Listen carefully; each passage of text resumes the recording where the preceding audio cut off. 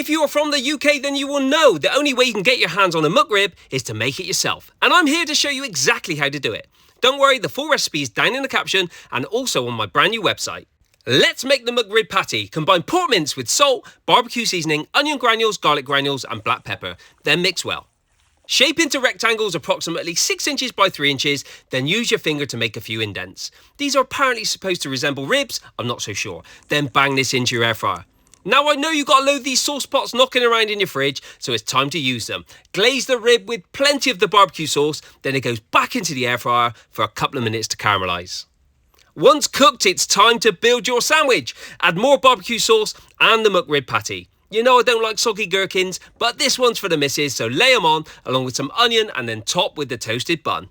Make sure to like and follow for more recipes that you can create at home. And don't forget, go and check out my brand new website for loads more recipes. The link is in my bio.